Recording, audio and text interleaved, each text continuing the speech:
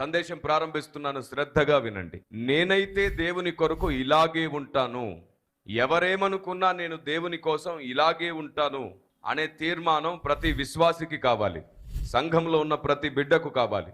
నేను ఇలాగే ఉంటాను. అయితే మనకు నచ్చినట్లు ఉండడం కాదు, నేనైతే ఆయనను గణపరిచేటట్లే ఉంటాను, నా వల్ల ఆయనకు మహిమ కలిగేటట్లే ఉంటాను. నిర్గమకాండం 32వ అధ్యాయం 10వ వచనంలో దేవుడు మోషేతో మాట్లాడుతూ, మోషే, ఇశ్రాయేలు ప్రజలపైన నాకు కోపం వచ్చింది కాబట్టి నువ్వు ఊరుకొండు, నా కోపం వారి మీద మండనివ్వు, నువ్వు పక్కకు తొలగంటాడు. మోషే, నువ్వు పక్కకు జరుగు, నా కోపం వారి మీద మండనివ్వు, వారిని నేను నాశనం చేస్తాను, నీ నుండి ఓ కొత్త జనాన్ని కలిగిస్తాను. అప్పుడు మోషే ఏమన్నాడు తెలుసా? బాధ్యత కలిగిన మోషే, దేవుడైన యెహోవా, అయ్యా, నువ్వు చాలా బలంతో మహాకార్యములతో ప్రజల్ని ఇక్కడి వరకు తీసుకొచ్చావు, ఐగుప్తు బానిసత్వం నుంచి విడిపించావు కదా, వారిని ఇదే అరణ్యంలో నువ్వు గాని నాశనం చేస్తే చెడ్డ పేరు మోషేకు కాదయ్యా, మోషే దేవుడు అయిన నీకే చెడ్డ పేరు. ఇప్పుడు మోషే ఎవరి గురించి ఆలోచిస్తున్నట్టు? దేవుని గురించి ఆలోచిస్తున్నాడు.